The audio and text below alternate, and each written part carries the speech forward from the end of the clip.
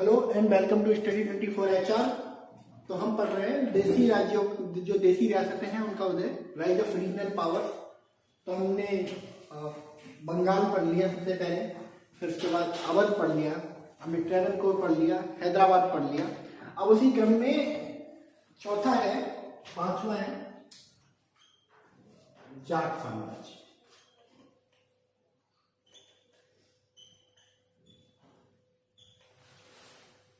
जाट साम्राज्य अभी तक जैसे हम देख रहे थे कि बंगाल, अवध, हैदराबाद, ट्रावणकोर, तो जितनी भी ऑटोनॉमी घोषित हो रही थी ना, वो एक स्थान विशेष के इर्द गिर्द हो रही थी। जैसे बंगाल क्या है, एक लैंड है, अवध क्या है, एक लैंड है, हैदराबाद एक लैंड है, ट्रावणकोर एक लैंड है। कि जाट तो कोई लैंड नहीं, जाट तो जो है हिंदू रिलीजन में एक कास्ट मानी जाती है। तो ये व्हाट इज दिस जाट साम्राज्य? तो जाट साम्राज्य बेसिकली कोई ऑटोनॉमी की घोषणा नहीं थी। ये कोई एक असंतोष था, जिसके परिणाम स्वरूप एक साम्राज्य का उदय हुआ, एक लैंड का उदय हुआ जिसपे जाटों का साम्राज्य था। और ये जो असंतोष था ना, इस असंतोष का मेन जो कारण था ना, वो था आर्थिक असंतोष।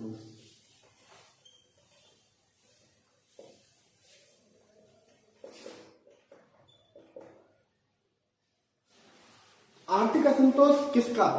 अब धनी आदमी तो कभी आर्थिक असंतोष होगा ही नहीं ना। कि अगर मान लो कोई कुलीन वर्ग का है, जिसके पास जो सेठ है, मतलब जिसके पुरखे भी सेठ रहे हुए हैं, जिसके पास पैसे हैं, जमींदारी है, तो आर्थिक असंतोष किसका होगा? ये गरीब आदमी का होगा। और गरीब कौन होता है? किसान। हमेशा से एक सबसे दुनिया का one of the most fertile land, और एक ऐसा लैंड जहां दुनिया में सबसे ज्यादा खेती की जाती है, उनमें से एक, वहां खेती करने वाला ही गरीब है। ठीक है, आयरनी है इंडिया की, लेकिन सच है हमेशा से कि जो किसान है वो गरीब है।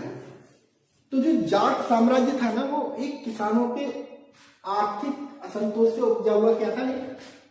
विद्रोह था।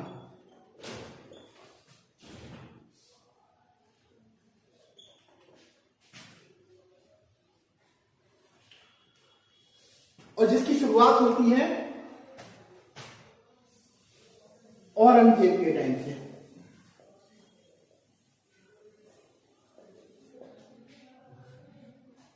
मॉडर्न इंडिया की शुरुआत ही इसके अंत से होती है।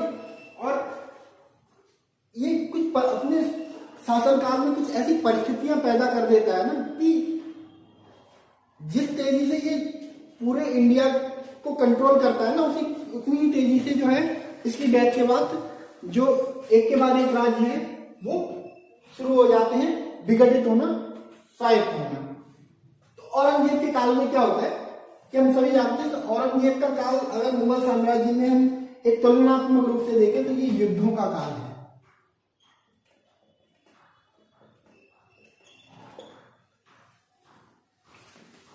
चौबीस घंटे अभियान पे रहता है ये। कभी दक्कन अभियान कर रहा है, कभी उत्तर अभियान कर रहा है, कभी ईस्ट में अभियान कर रहा है। यानी 24 घंटे लड़ाई पे हमेशा, जब तक ये जिंदा रहा, जब तक जीवित रहा, तब तक ये युद्धों पे रहा। अब युद्ध कोई ऐसे तो हो नहीं जाते हैं। युद्ध में बहुत सारी चीजें लगती हैं, जैसे सेना। तो सेना कोई फ्री में तो जान देने जाएगी, तो सेना के लिए भी चाहिए होंगे पैसे।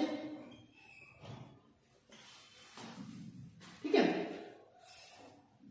सेना खाली हाथ तो लड़ने चली नहीं जाएगी, सेना के लिए चाहिए होंगे हथियार। और हथियार के लिए क्या चाहिए? पैसे। अब सेना जाएगी तो कोई खाली पेट तो लड़ेगी नहीं, सेना के लिए भोजन भी चाहिए। भोजन के लिए क्या चाहिए? पैसे या धन, जो भी कह सकते हैं। ठीक है, अब सेना के लिए हथियार हो गए, भोजन हो गए, सब में पैसे चाहिए। अब कुछ हाथी भी खरीदने पड़ेंगे, कुछ घोड़े भी खरीदने पड़ेंगे, इसके लिए भी चाहिए पैसे।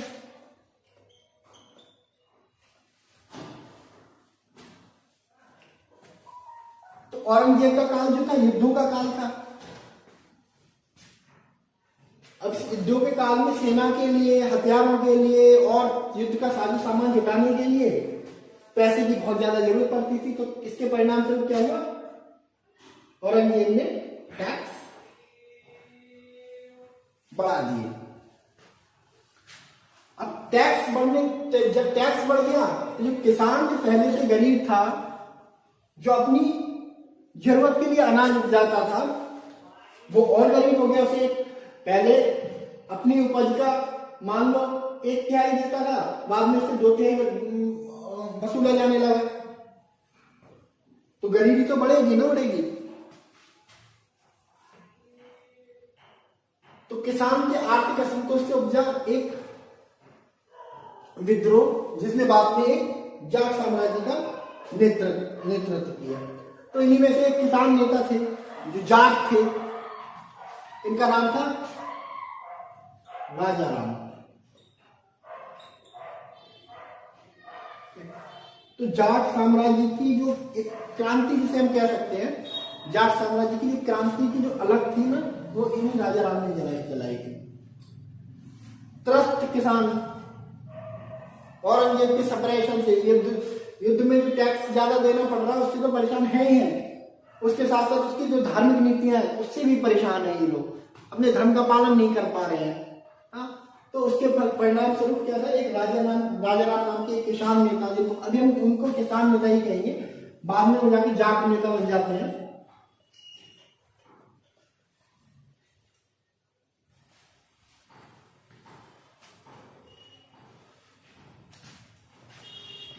राजा राम, तो ये मुगलों के खिलाफ खड़े हो जाते हैं।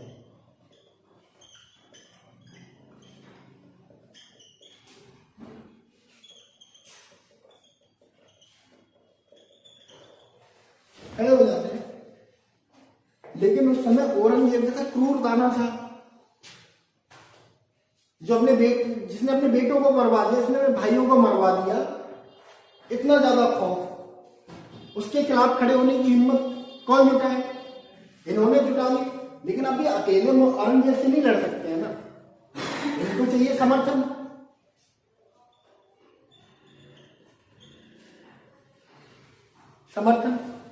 समर्थन कैसे आएगा? समर्थन कैसे आएगा कि कुछ ऐसा करके दिखाएं जिससे हम लोगों को लगे कि हाँ, कि इनमें दम है और ये औरंगजेब को टक्कर दे सकते हैं। तो उन्होंने लोगों का समर्थन जुटाने के लिए क्या करा, जो अकबर था, अकबर का मकबरा कहां पे है? सिकंदरा में। उसको लूट लिया। जिसकी कब्र पे मतलब जो जवाहर वगैरह लगे हुए थे, उनको लूट के चले आए और लोगों को बड़ा जोर शोर से बताया कि हाँ मैंने ये किया है। तो लोग इनके समर्थन में खड़े होने लगे। खैर, इनके टाइम पे इन्होंने जो एक कम्युनिटी थी, किसान कम्युनिटी, जाट कम्युनिटी, इसको एक करने में बड़ी महत्वपूर्ण भूमिका निभाई। ठीक है। उसके बाद जो वास्तविक ऑटोनॉमी की जो शुरुआत होती है वो होती है चूड़ामन और बदन सिंह के नेतृत्व में।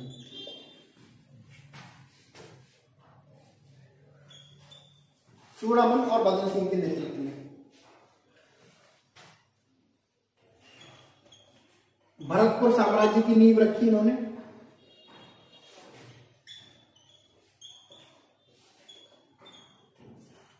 की नींव रखी और डींग को बनाया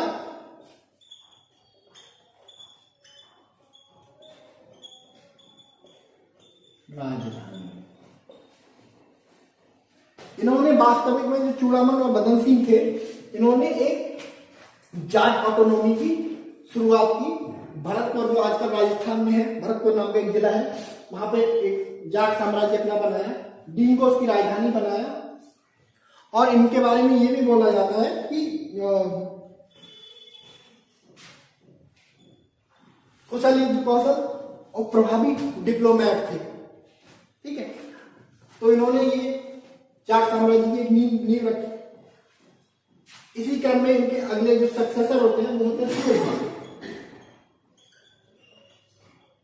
सूरजमल। ये बहुत ज्यादा फेमस है। आप अगर राजस्थान के भरतपुर में जाओगे ना तो सड़कें गलियां इनके नाम से पटी हुई हैं, इनकी मूर्तियों से पटी हुई हैं, चौक इनके उनसे मूर्तियों से पटे हुए हैं। इनको बोला जाता है जाटों का अफलातून।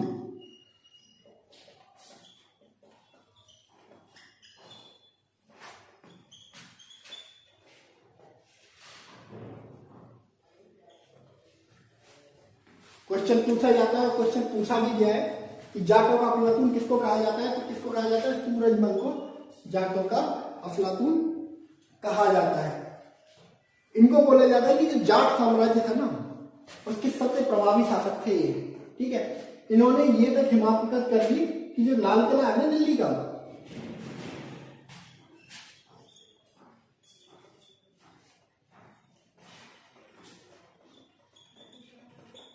उसको ही लूट लिया इन्होंने। इन्वेड करने की कोशिश की, नॉट इन दैट से कि सेना लेके चढ़ गए, एक छापा मारे उस तरीके से, गुप्त तरीके से दिल्ली के लाल किले में घुसे और उसे लूटने का प्रयास किया। ठीक है,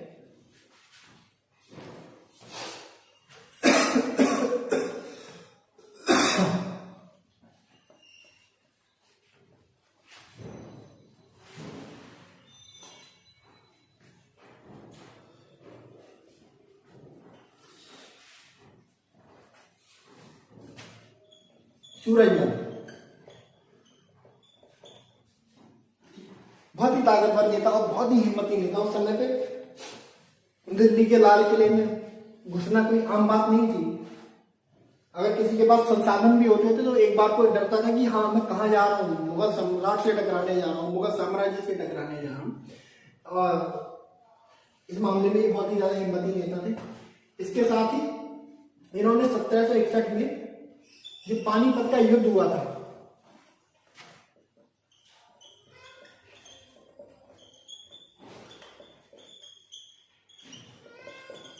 जो पानीपत का युद्ध हुआ था इसके बीच में मराठों और अफगानों के बीच में, उसमें सहायता करी किसकी, मराठों। ठीक है, ऐसे समय में जब कोई मराठों की सहायता के लिए सारे मतलब जो रोहिंगी क्या कहते बंगस थे और रोहिल्ला थे, राजपूत थे, सबने मुंह मोड़ लिया।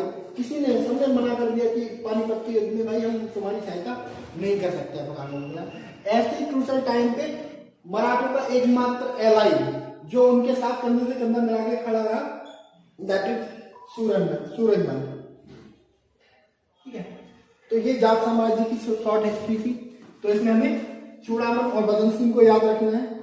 चूड़ामन और बदन सिंह को इसलिए कि उन्होंने एक संगठित जाट साम्राज्य की स्थापना करने का प्रयास किया। भरतपुर में एक राज्य बनाया, ठीक है, जिसको जाट साम्राज्य के नाम से जाना जाता है, और उसकी राजधानी डींग को बनाया। राजा राम को हमें याद रखना है क्योंकि राजा राम वही थे जिन्होंने जाट साम्राज्य के लिए एकजुटता क्रांति की शुरुआत करी थी। ठीक है, उसके बाद of course Surajmal is the most important. Complete exam में फेवरेट ही पूछा जाएगा। जाट साम्राज्य से अगर पूछा जाएगा तो सूरजमल के बारे में पूछा जाएगा। कई तरह से क्वेश्चन घुमा के पूछा गया है कि जाटों का अफलातून किसको कहा जाता है, सूरजमल को कहा जाता है। तो बहुत सारे ऑप्शन दे देगा कि निम्न में से किसने पानीपत के युद्ध में मराठों की मदद की। ऑप्शन ए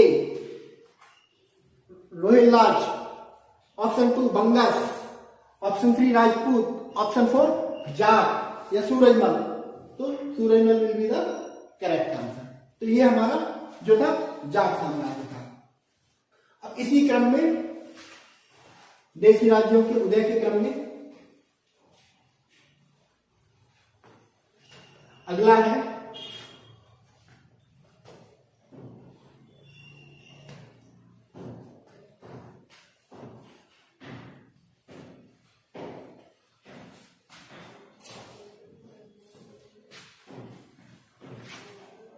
मैसूर।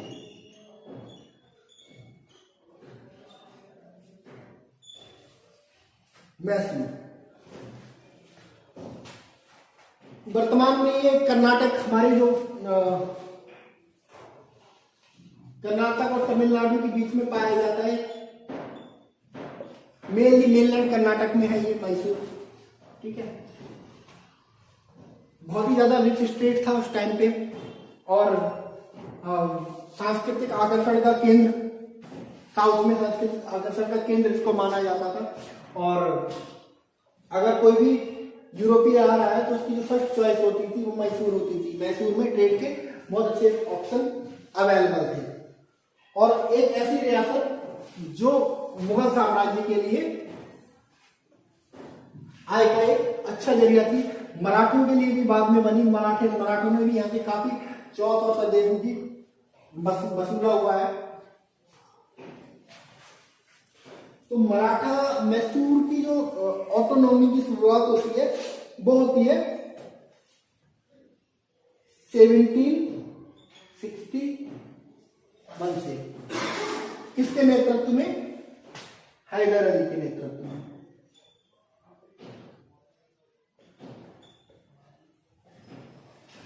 हैदर अली ने मराठों की मैसूर की स्वायत्तता की शुरुआत की। हैदर अली एक एग्जाम्पल है उस टाइम का कि अगर मेहनत से कोई कुछ करना चाहे, मेहनत से कोई कुछ पाना चाहे तो वो क्या नहीं कर सकता है। अगर हैदर अली की हम बैकग्राउंड को जाने तो हैदर अली एक बहुत ही गरीब परिवार से आता है, बहुत ही गरीब परिवार से आता था।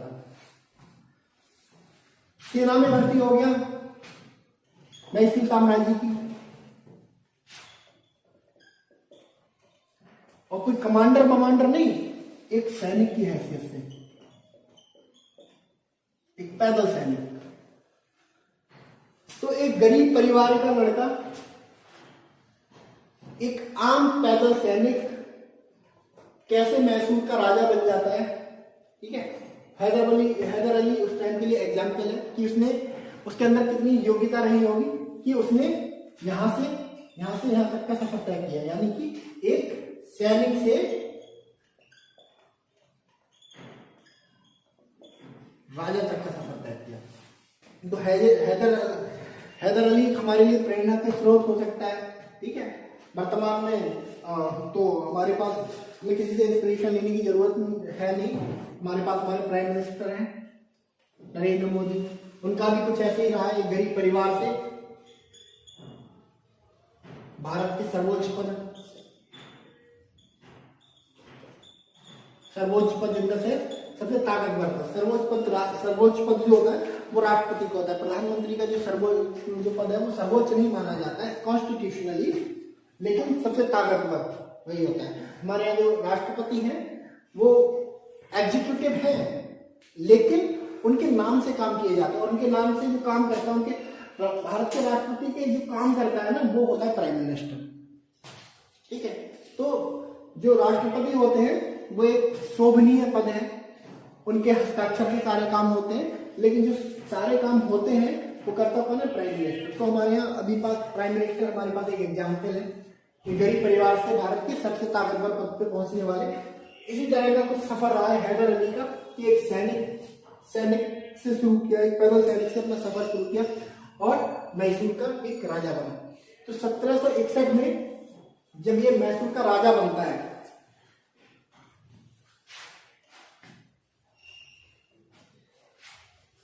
तो ये कुछ चीजों से बहुत अवगत होता है।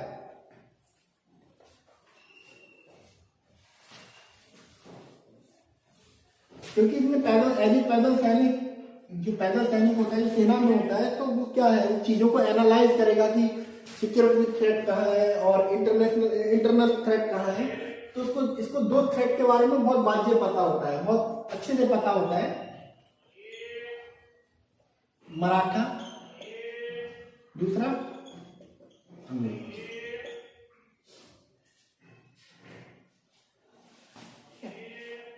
क्योंकि मराठों की पावर भी ये देख चुका होगा, 1737 में मराठों ने दिल्ली को इन्वेड कर दिया, मुगल सम्राट की जो कैपिटल थी मुगल साम्राज्य की, उसको इन्वेड कर दिया। और अंग्रेजों का भी ये कौशल देख चुका था 1757 की लड़ाई में, कैसे प्लासी की लड़ाई में छोटी मोटी झड़प के साथ ही अंग्रेजों ने एक ऑटोनॉमस स्टेट को अपने कब्जे में ले लिया। तो ये दो खतरों से बहुत अच्छी तरह वाकिफ था। क्या किया इसने? तो जब इन दो खतरों से बाकी था तो इन दो खतरों से बचने का कुछ उपाय करेगा ये। तो सबसे पहला काम, इसने मैसूर को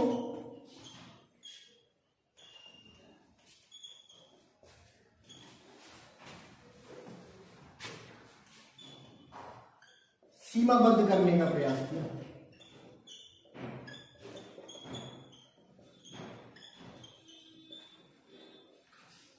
सीमाबद्ध करने का प्रयास इन द सेंस क्या होता है कि पहले के टाइम पे ऐसे नहीं होता था कि जैसे आज इंडिया पाकिस्तान के बीच में जाओगे तो आपको एक प्रॉपर बॉर्डर फेंसिंग मिलेगी। पहले के टाइम पे ऐसे नहीं होता था, बॉर्डर फेंसिंग नहीं होती थी। ठीक है, एक दो राज्यों के बीच में एक ट्रांजिशनल जोन होता था जिसको हम संक्रमणकालीन एरिया बोलते हैं, संक्रमणकालीन क्षेत्र बोलते हैं। कि मान लो कि ये मैसूर है, ठीक है, ये हैदराबाद है, ठीक है। तो उसके बीच में कुछ संक्रमणकालीन एरिया होता था जिसपे दोनों के दोनों क्लेम करते थे, लेकिन होता किसी का नहीं था ये। ठीक है, तो जब हैदर अली आया तो उसने सीमाबद्ध करने का प्रयास किया, उसने मैसूर को सीमाबद्ध क्या किया, उसने मैसूर की सीमा पे चेक पोस्ट बनाना शुरू करा।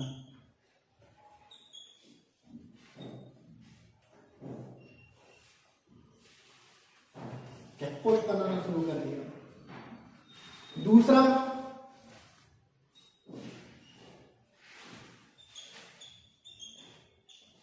डिंडीगुल में आधुनिक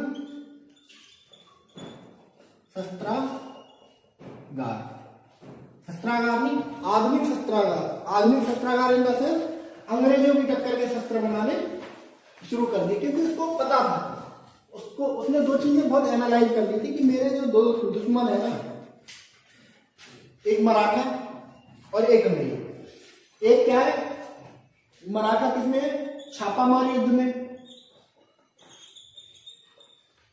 और दूसरे के पास क्या है, सर्वोत्तम हथियार। इससे कैसे लड़ा जा सकता है जब हमारे पास होंगे आधुनिक हथियार।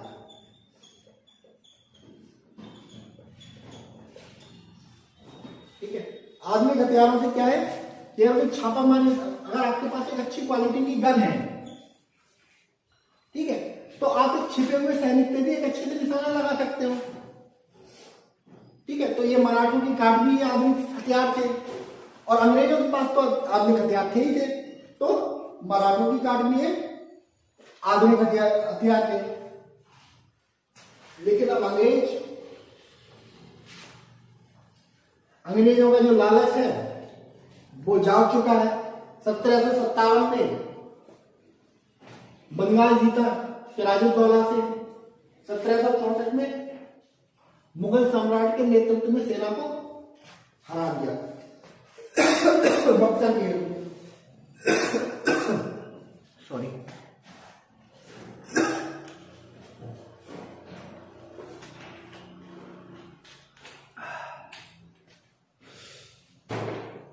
ठीक है। तो जो अंग्रेज थे 1757 में प्लासी के युद्ध में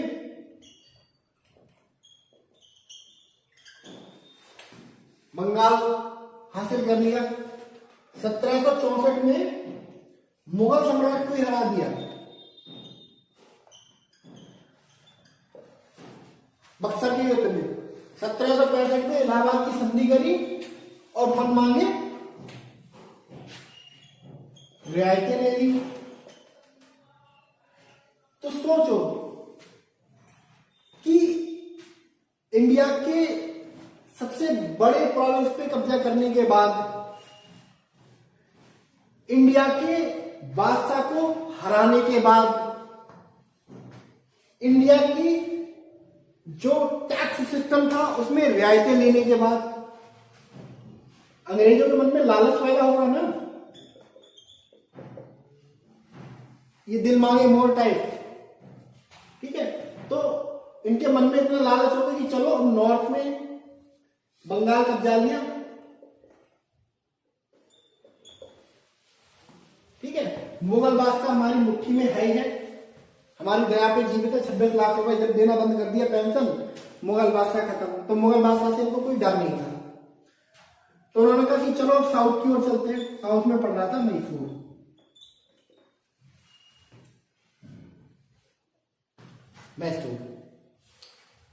मैसूर की ओर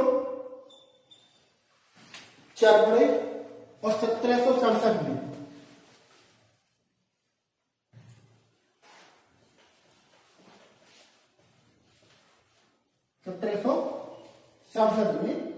मैसूर पर आक्रमण कर दिया।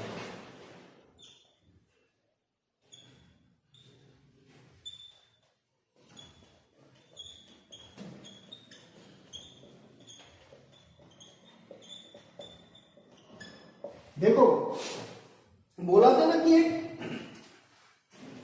वर्ल्ड कप चल रहा है, कप में क्या मिलेगा? इंडिया मिलेगा। और 3 दावेदार, अंग्रेज, मराठा, मुगल। जो जीतेगा उसको मिलेगा इंडिया। अंग्रेजों ने क्वालिफायर मैच में मुगलों को रेस से बाहर कर दिया। मराठों ने मुगलों को रेस से बाहर कर दिया, यानी कि अब मुगल रेस में नहीं है। मुगल तो रूल इंडिया को नहीं करेंगे। अब बची है 2 पावर, अंग्रेज और मराठा। दोनों को सत्ता कब्जा नहीं है, बट मोडस ऑपरेंडी डिफरेंट हो सकते हैं। अब अंग्रेजों की जो स्ट्रेटजी थी ना कि मराठों से निपटेंगे बाद में, पहले निपटते जो ये छोटे मोटे पैदा हो रहा है ना मैसूर टाइप, इनसे निपटते हैं। तो अंग्रेजों ने सोचा कि मैसूर जैसे राज्यों को खत्म करते हैं पहले। मराठों की स्ट्रेटजी क्या थी कि हम क्यों लड़े डायरेक्ट अंग्रेजों से, सपोर्ट करो मैसूर को, पैसा दो, हथियार दो, ये खुद ही अंग्रेजों को खत्म कर देंगे। डिप्लोमेसी चल रही है, डिप्लोमेसी। अब अंग्रेजों ने फुल फ्लेज प्लान बना लिया कि भाई हम मैसूर को इन्वेड करेंगे। अब शुरू हो गई डिप्लोमेसी। इस डिप्लोमेसी के सेंटर में थे मराठा। मैसूर भी जानता था कि भाई मराठा जिसके फेवर में होंगे वो युद्ध जीत जाएगा। अंग्रेजों को भी पता था कि भाई मराठों को बोल दो कि तुम बस चुप बैठे रहो, कुछ मत करो, बस हम इनको हेल्प मत करना, तो इतना कर दो फेवर, हम देख लेंगे। तो दोनों को पता था कि मराठा जिसके फेवर में होंगे या मराठा न्यूट्रल रहेंगे वो जीत जाएगा। तो दोनों ने अपने प्रतिनिधि भेजे। पहले अंग्रेजों ने भेजे मराठों ने, तो मराठों से बोला कि भाई तुम कुछ मत करो, तुम चुप बैठना है, बस तुम्हें बोलना नहीं है कुछ भी, अपने आराम से पूना में बैठ के, महल में बैठ के आप एंजॉय करो, कुछ बोलना नहीं है। मैसूर वाले पहुंचे, फिर मैसूर वाले पहुंचे मराठों के पास में। उन्होंने कहा ऐसे है, ऐसी बात है, अंग्रेज कर रहे हैं हम पे आक्रमण, है ना, आज हम पे कर रहे हैं, कल तुम पे करेंगे, तो बढ़िया है, अभी बेटर है, तुमको अपनी सेना वेना नहीं भेजनी, बस थोड़े हथियार दे दो, थोड़े दे दो पैसे, हम ही खत्म कर देते हैं इनको। मराठों ने कर दिया गेल। मराठों ने बोल दिया कि मराठों ने अंग्रेजों को बोल दिया कि हाँ चलो हम तुम्हें सहायता दे रहे हैं। अंग्रेज फुल कॉन्फिडेंस में, अंग्रेजों को कॉन्फिडेंस आ गया कि भाई मराठे हमारे साथ में, अब चलो करते हैं इन्वेड। 1767 में मैसूर पर आक्रमण कर दिया अंग्रेजों ने। ठीक है, 1767 में मैसूर पर आक्रमण कर दिया, लेकिन जब ये लड़ने पहुंचे तब पता चला इनको कि मराठों ने को पैसे और हथियार दे दिए मैसूर को। डिप्लोमेसी है वो, डिप्लोमेसी उस टाइम भी चलती थी, डिप्लोमेसी अब भी चलती है। ठीक है, कि इनको बोल दिया, अंग्रेजों को बोल दिया कि चलो हम चुप बैठे हैं, जाओ मार काट दो मैसूर वालों को, हैदर अली को मार दो जाके। और इधर पैसे देके हेल्प कर ली, पैसे और हथियारों से मैसूर की। उन्होंने कहा हम क्यों लड़े अंग्रेजों से, मैसूर बैठा तो है, बलि का बकरा बनने के लिए कर देगा। अब तो 1767 में युद्ध शुरुआत हुई, ये बड़े कॉन्फ्रेंस में गए थे। ये कौन था इनके, जो आयरकूट सेनापति अंग्रेजों का पहुंचे। उन्होंने कहा अभी जाके हरा के आ रहे हैं थोड़ी देर में, लेकिन सरप्राइज हो गए। वॉर चल गई 2 साल, 1767 से 1769। मैसूर को हरा नहीं पाई।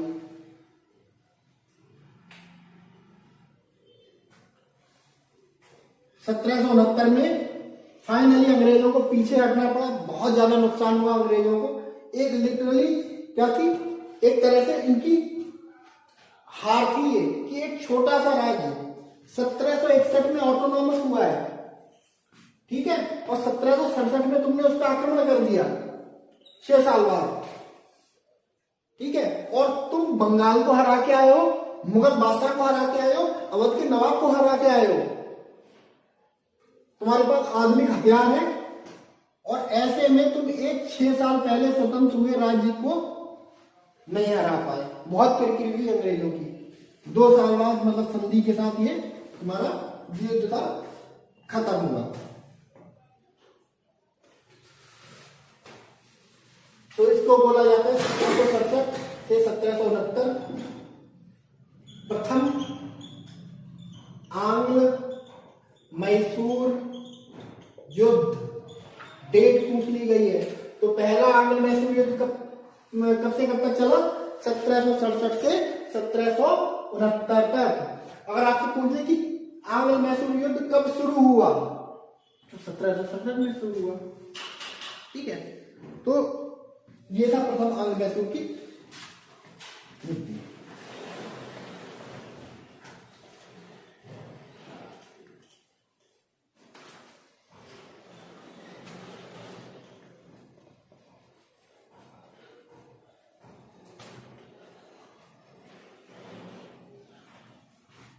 अब हैदर अली क्या था कि थोड़ा बुजुर्ग था, उसकी एज वैसी नहीं थी ज्यादा, काफी वृद्ध था, काफी नहीं मतलब अराउंड 65 की 70 के बीच में रहा होगा।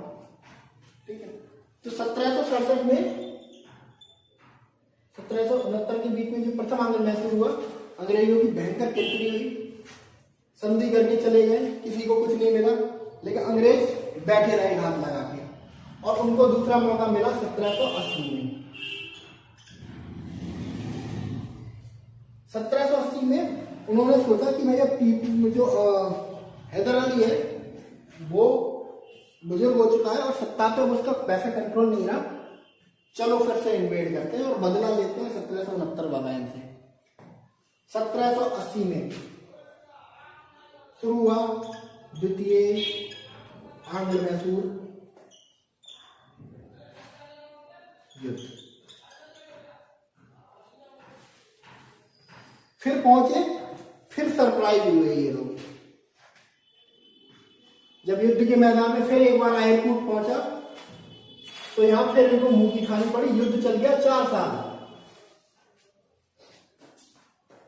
4 साल युद्ध चल गया। इन्होंने इतना नहीं सोचा था, उन्होंने कहा था अभी जा रहे हैं, अभी थोड़ी देर में हरा के आएंगे। 4 साल युद्ध चल गया, लेकिन बीच युद्ध में यह हुआ कि जो हैदर अली था ना, वो वृद्ध था, उसकी बीमारी से हो गई मौत।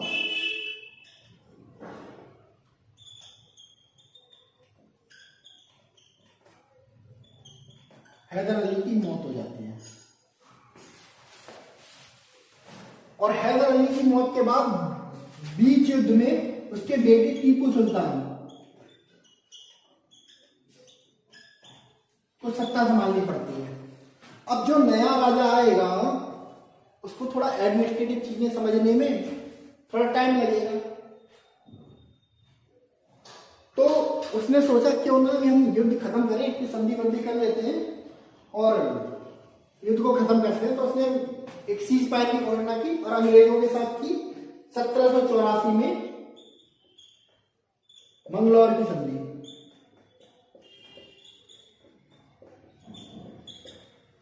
मंगलौर की संधि की उसने 1784 में। 1784 में मंगलौर की संधि के साथ ये जो था युद्ध समाप्त हुआ। अब जो टीपू है वो शुरू हो जाता है, क्योंकि उसको पता है टीपू को ये चीज।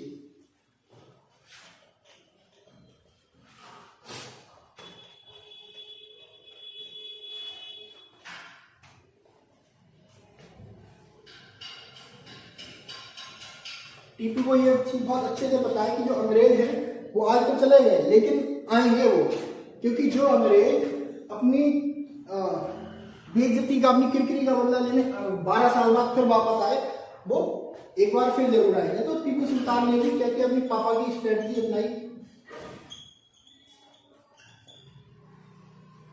सबसे पहले उसने क्या करा, जो प्रशासनिक फेरबदल थे,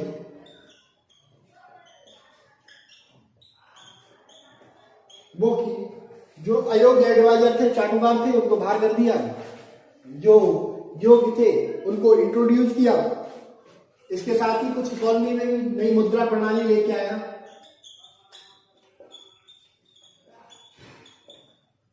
आधुनिक कैलेंडर लागू किया। ये आप नोट करेंगे, ये टीपू के अचीवमेंट है। आधुनिक कैलेंडर लागू किया।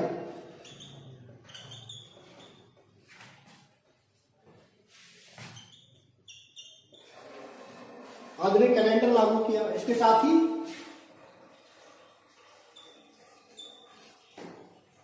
नौसेना स्थापित करने का प्रयास किया।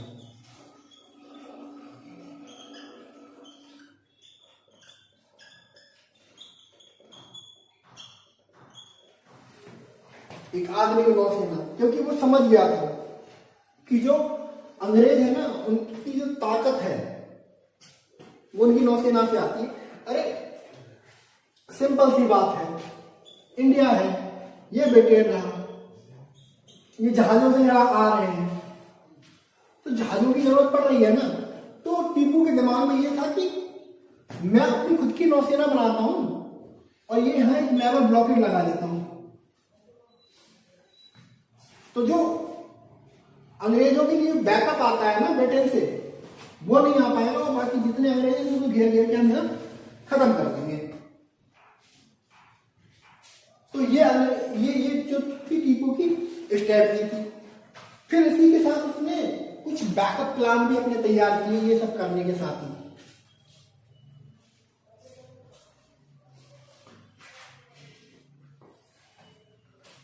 जिनमें सबसे महत्वपूर्ण था कूटनीतिक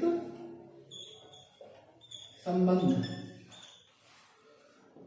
कूटनीतिक संबंध मतलब दूसरे देशों से संबंध स्थापित करना शुरू करे। और उसने भागा, उसने देखो, उसको एक चीज तो बहुत क्लियर थी कि ना मराठा, ना डच, ना फ्रांसीसी, दुश्मन है तो सिर्फ एक, वो है अंग्रेज।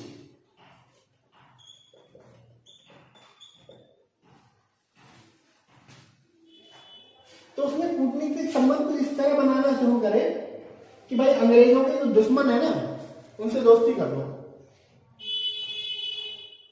और अंग्रेजों के समय यूरोप में सबसे बड़े दुश्मन कौन थे? फ्रांसीसी।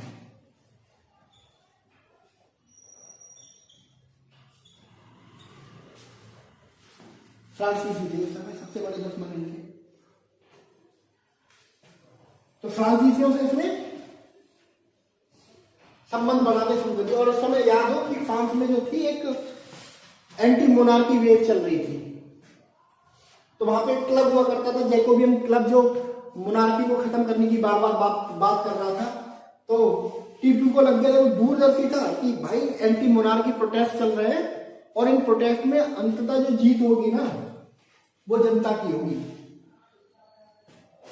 अंततः जीत होगी जनता की होगी। और जीत किसकी होगी? जैकोबियन क्लब की। जैकोबियन क्लब ही तो था जो जनता को रिप्रेजेंट करता था। इसने क्या करा? जैकोबियन क्लब की सदस्यता ले ली और खुद को बोलने लगा सिटीजन टीपू, नागरिक टीपू।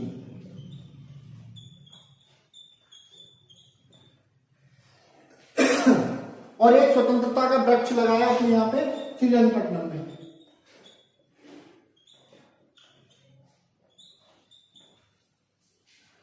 श्रीरंगपट्टनम में एक स्वतंत्रता का वृक्ष लगाया।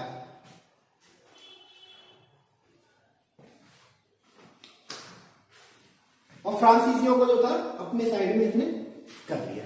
अब इसने देखो इसकी जो मास्टर स्ट्रेटजी थी, देखो फ्रांसीसी भी थे उस समय इंडिया में, तो उसने बोला कि चलो कम से कम अगर साथ नहीं भी देंगे अंग्रेज, तो कम से कम हमारा ये जो दुश्मन है वो तो कम होगा, कम से कम ये इनसे तो हमें बेफिक्र रहना पड़ेगा कि भाई ये इन्वेड नहीं करेंगे।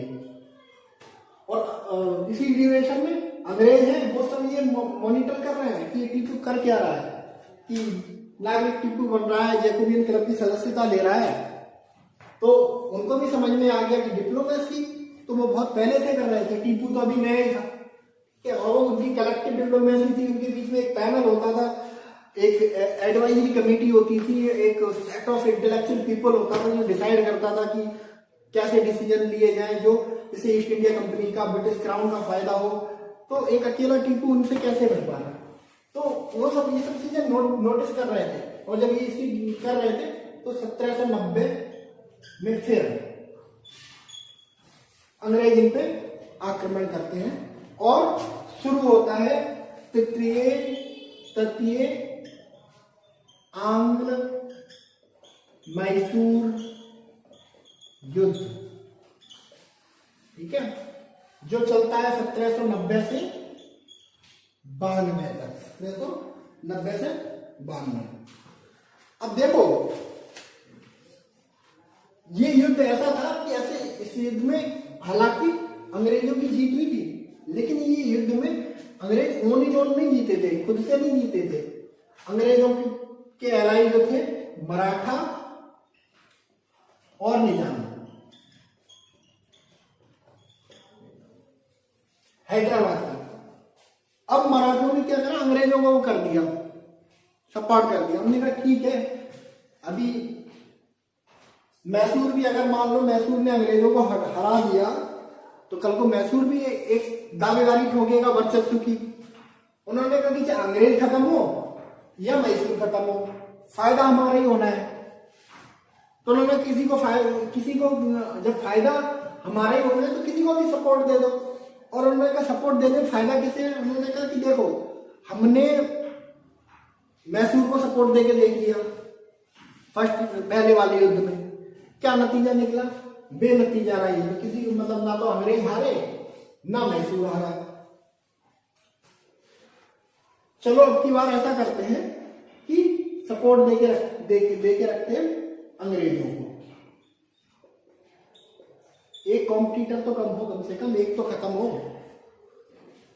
तो इन्होंने दे दिया अंग्रेजों को सपोर्ट और 1790-92 के बीच में तृतीय आंग्ल मैसूर की युद्ध की शुरुआत हो जाती है। और ये जो हैदराबाद का निजाम था वो समय कंट्रोल में रहता था मराठाओं के। तो मराठाओं का डर इतना था भाई मराठाओं के कंट्रोल में नहीं रहोगे ना साउथ में तो कल ही इन्वेड करके तुम्हारी पूरी कैपिटल को तहस कर देंगे। मतलब मराठाओं का इतना ज्यादा डर था। तो मराठाओं के साथ साथ निजाम ने भी अंग्रेजों को समर्थन दे दिया। भीषण लड़ाई होती है यहाँ पे 1790-92 में। क्या होता है, टीपू के बेटे होते हैं, टीपू के जो अंग्रेज इनको बंदी बना के ले जाते हैं। ठीक है, अब भाई इसके बेटों को बंदी बना के ले गए तो फिर मजबूरी कर दिया उसको, तो बुलाया जाता है इनको। कहां बुलाया जाता है कि भाई आओ संधि कर लेते हैं, श्रीरंगपट्टनम आओ। श्रीरंगपट्टनम की संधि होती है। उन्होंने कहा कि अंग्रेजों से कहते हैं कि हमारे बेटों को छोड़ो, बताओ तुम्हें चाहिए क्या क्या। अंग्रेज कहते चाहिए तुम्हारा आधा राज्य, आधा राज्य चाहिए, ठीक है, पहली डिमांड। दूसरा, जितना खर्चा हुआ है ना हमारा इस लड़ाई में लड़ने में, वो वापस करो। तीसरा, बेरोक टोक कर हम तुम्हारे यहां आए जाएंगे और ट्रेड करेंगे, और तुम कुछ नहीं कहोगे, ना तुम तो कोई टैक्स लगाओगे ना कुछ कहोगे। तो 3 टर्म एंड कंडीशन रखी है उसने कि आधा राज्य दे दो, जितना खर्चा हुआ हमारा युद्ध में उतना वापस कर दो हमको, और टैक्स पे रियायतें दे दो। मतलब हम टैक्स देंगे ही नहीं, हमारा जो मन करेगा तुम्हारे यहाँ खरीदेंगे, जो मन करेगा वो बेचेंगे, और हमारे यहाँ पर कोई टैक्स नहीं दे पाए, तुम हमें कोई टैक्स ना देना पड़े, कुछ ऐसा करो, ठीक है। तो अब श्रीरंगपट्टनम में संधि हो रही है, टीपू के बेटे इसकी कैद में है, तो मानना पड़ा। भाई उन्होंने कहा कि आधा राज्य तो दे रहे हैं, चलो ले जाओ आधा राज्य, क्योंकि वो अवेलेबल था। अब जितना खर्च हुआ है, उन्होंने कहा कितना खर्च हुआ है, इनने बता दी कि ऊनी दूरी रकम। इनका पूरा प्लान था कि बस मैसूर को खत्म करना है कैसे भी, आधा राज्य छीन के आधी ताकत खत्म कर दी। अब युद्ध के खर्चे के नाम पर ना इनसे ज्यादा से ज्यादा पैसा वसूल करो, है। तो वो पैसा टीपू नहीं दे पाया, इसके कुछ बच्चों को छोड़ दिया गया, कुछ बेटों को छोड़ दिया गया, कुछ को मार दिया गया, तीसरी शर्त भी मान दी गई। तो इस तरह जो तृतीय आंग्ल मैसूर युद्ध था वो समाप्त हुआ।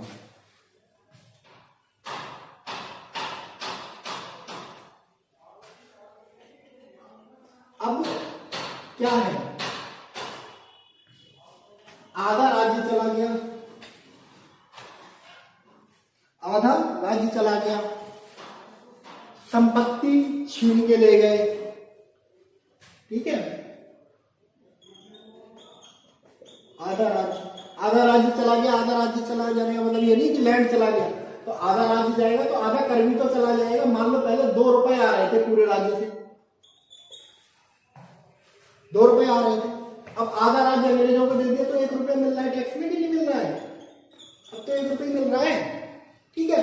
प्लस जो हमारे पास था, सेविंग थी, वो तुम खर्चे के नाम पे ले गए, यानी कि गुल्लक खाली है,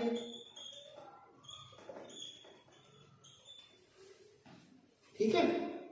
प्लस व्यापार हो रहा है, व्यापार तो हो रहा है लेकिन टैक्स नहीं दे रहे हैं। तीसरी शर्त क्या थी कि कुछ भी खरीदेंगे, कुछ भी बेचेंगे, कुछ भी व्यापार करेंगे, टैक्स नहीं लोगे तुम हमसे। यानी कि मैसूर को बिल्कुल गरीब, ये स्ट्रैटेजी अंग्रेजों की स्ट्रैटेजी होती थी हर जगह। आप बंगाल में देखो, बंगाल में भी यही टैक्टिस अप्लाई कर दी कि अरे किसी राज्य की ताकत क्या होती है, एटलीस्ट सेना वेना कुछ नहीं राज्य की ताकत होती है। अगर किसी राज्य के पास पैसा है ना तो वो सेना भी बनाएगा और हथियार भी बनाएगा और आक्रमण करेगा भी और जीतेगा भी। लेकिन अगर किसी राज्य से तुम पैसे ही छीन ले रहे हो तो कहां से सेना बनाएगा, कहां से हथियार बनाएगा, कहां से लड़ेगा?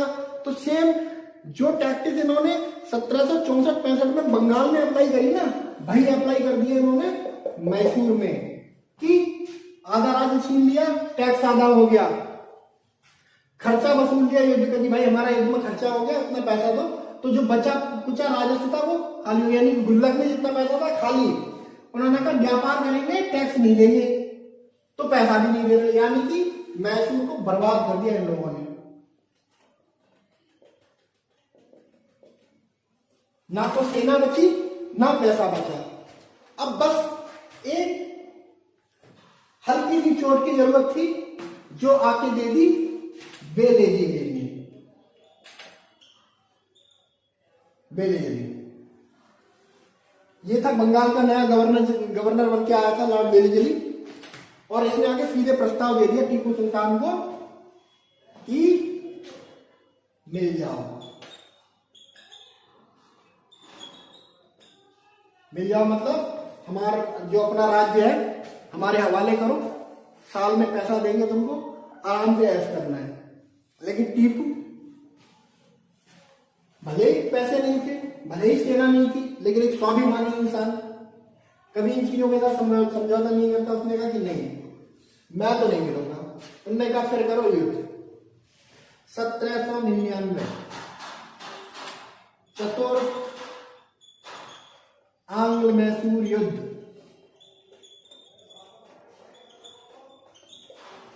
चौथा आंग्ल मैसूर युद्ध हो गया। ठीक है, युद्ध क्या था? फॉर्मेलिटी थी, टीपू की जीत थी। टीपू को भी पता था कि उसने जीतना नहीं है, लेकिन एक स्वाभिमानी आदमी कि मैं तुम्हारे आगे सरेंडर नहीं करूंगा, मैं मरना पसंद करूंगा। यहीं से इसी युद्ध के दौरान जो टीपू सुल्तान है उसका एक फेमस आपने डायलॉग सुना होगा कि 100 दिन लोमड़ियों की जिंदगी जीने से अच्छा है कि एक दिन शेर की तरह जियो। ये इसी युद्ध के दौरान उसने दिया था कि मतलब तुम्हारे साथ मिलके तुम्हारे टुकड़ों पे पल के जिंदगी बिताने से अच्छा है ना मैं एक दिन शेर की तरह लड़ूं और मर जाऊं। तो इसी युद्ध के दौरान उसने ये डायलॉग दिया था। 1799 में चतुर्थ आंग्ल मैसूर युद्ध की नींव रख दी गई और सेना तो थी नहीं तो डायरेक्ट अटैक करा अंग्रेजों ने इसकी कैपिटल श्रीरंगपट्टनम पे। किले में घुस गई अंग्रेजों की सेना, पूरे किले को रौंद डाला। टीपू लड़ा, उसने बचने की अपने लोगों को बचाने की कोशिश की और अंत में लड़ता हुआ जो उसने आजादी का वृक्ष लगाया था उसके पास लड़ता हुआ मारा गया। और इस तरह मैसूर जो था अंग्रेजों के कंट्रोल में चला गया। और अंग्रेजों ने क्या था कि एक अपना जो पपेट था, बडियार वंश का एक छोटा सा बच्चा, उसको शासक बना दिया और वहां पे जो अंग्रेज एक रेजिडेंट था उसको नियुक्त कर दिया। बाकी सेना जो बची कुछ चीज को समाप्त कर दिया कि प्रोटेक्शन अब हम देंगे, कोई तुम पे अटैक करेगा तो हम बचाएंगे, तुम्हें सेना रखने की कोई जरूरत नहीं। इस तरह से जो मैसूर था उसकी ऑटोनॉमी जो थी खत्म हो गई। और अब आगे हमारे मराठा है, तो मराठा एक बड़ा चैप्टर है, तो हम उसको नेक्स्ट सेशन में कवर करते हैं। तो आज के लिए इतना ही। Thank you very much.